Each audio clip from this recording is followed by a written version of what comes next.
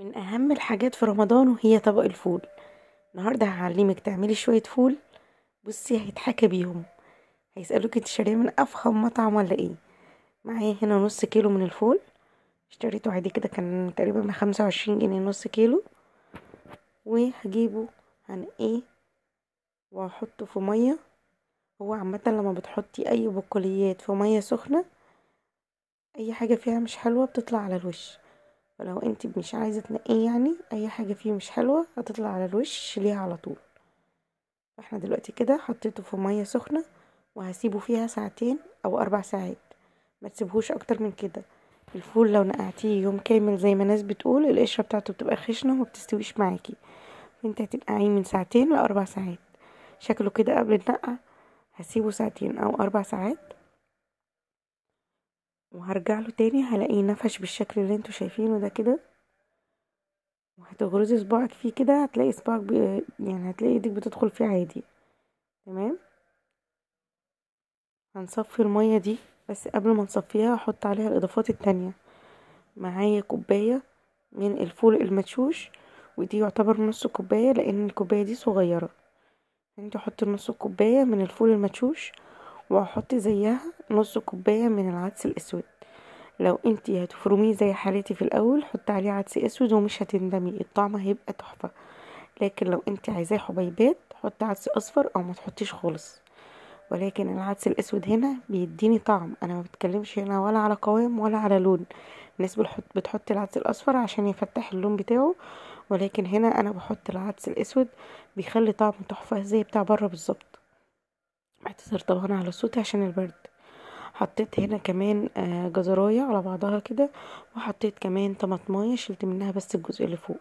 حطيت كمان معلقه صغيره من السكر، ومعلقه صغيره من البيكنج باودر. السكر والبيكنج باودر بيسرعوا لي السوا جدا ومش بيخلوه ياخد وقت طويل. بعد كده باخد كل الكلام. انا طبعا غسلت يعني بعد النقع، قبل ما احط السكر والبيكنج باودر غسلت كل المكونات بتاعتي كويس مره واتنين وتلاته بعد النقع. تمام. بحطه تاني كده بقى في ميه سخنه على النار، مع الجزرايه والطماطمايه ومعلقه السكر ومعلقه البيكنج باودر. معلقه البيكنج باودر هي اللي معكرالي الميه كده. بعد كده بسيبه يغلي اول غلوتين كده، وبعد كده بقوم موطيه عليه النار. شايفين اهي الطماطمية خلاص يعتبر استوت والجزرية استوت. هنا اهوت يعتبر هو دخل في السوا اصلا. بعد غلوتين معاكي بتلاقيه ما خدش سوا معاكي كتير اصلا. في المرحلة ديت هو استوى خلاص، بس احنا مش عايزين ناكله كده، احنا عايزين ناكله مدمس. فاحنا بنسيبه، يعني لو انتي معاكي حلة ضغط بس ما يفضلش ان انتي تعملي الفول فيها، علشان بيسد الصفارة بتاعتها. فانتي اعمليه احسن في حلة او فوالة عادي. هتسيبيه مثلا ساعتين على نار هادية شمعة شمعة، وتكوني متابعاه. يكون معاكي مية سخنة غليها على جنب بتزودي منها اول باول اول ما المية بتاعته تنشف.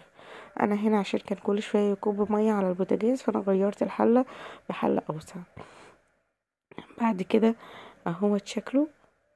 هسيبه برضو مع نفسه يكمل تدميس وهوريكم شكله اهو خلاص استوى.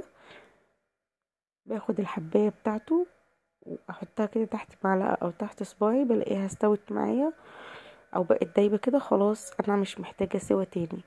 بتعمد ان انا اسيب فيه كمية مية كبيرة، لان هو بعد ما بيبرد بيمسك جدا. في ناس بتقول تحط عليه دقيق وكده، انا جربت الموضوع ده قبل كده معاكم. موضوع الدقيق ده مش حلو ابدا، لان اساسا الفول بعد ما بيبرد بيتماسك اصلا. انتي بتحط عليه كمان دقيق بتخليه يتماسك يبقى جبس. فاحنا لا، احنا عايزين قوامه يبقى معتدل.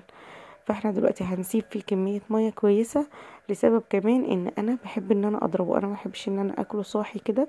فانا بدل ما كل اكله هروح اضربه، لا انا دلوقتي هجيب الهاند بلندر او الكبه وهضربه يعني نص ضرب كده. مش هخليه بويريه خالص.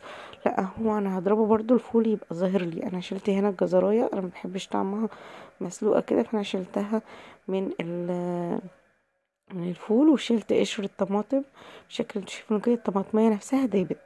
فانا هسيبها فيها عادي. وهجيب الهاند بلندر هضرب بيه ضربتين تلاتة كده في قلب الفول، هيديني قوام ممتاز جدا. اهوت القوام بتاعه شايفين الفول ظاهر فيه. انا مش عايزاه يبقى ناعم جدا، انا عايزاه يبقى الفول ظاهر فيه زي ما انتوا شايفين كده. شايفين المية اللي كانت فيه كتير؟ شايفين بقى قوامه حلو ازاي؟ هحتاج له مية كمان الصبح بعد ما يبرد، لان انا مش هكيسه دلوقتي وهو ساخن كده. شايفين القوام بتاعه ممتاز، وعايزه اقول لكم الطعم بتاعه لوحده حلو كده، تاكلوا كده. هتجيبي الطبق بتاعك بقى وتحط عليه شويه كزبره ناشفه وشويه كمون وشويه شطه وشويه زيت وشويه ملح. طبق فول بجد يستاهل بقكوا. يعني انا اصلا كنت شبعانه وفضلت اكل منه كده وانا واقفه بالمعلقه. يتاكل حاف بجد، يتاكل حاف. جربوا طبق الفول بالطريقه ديت. العدس الاسود عامل اضافه خطيره جدا جدا. يعني كانك بتاكلي يعني ايه، طبق فول بس من عربيه بقى نظيفه. انت عارفه فول العربيات ديت بيبقى ادمان. يعني فكأنك بتاكلي فول من عندهم بس حاجة محترمة. وشايفين القوام بتاعه عامل زي بتاع بره بقى بالظبط، ولا ابدا اللي هو بيقولك حطي كركم ولا حطي بابريكا ولا حطي الكلام ده كله، مفيش اي كلام من الكلام ده. عايزه حتى ان انت تستغني عن العدس، بس هو بيدي طعم حلو. انا ما بتكلمش ولا على قوام ولا على لون، هو بيدي طعم حلو جدا.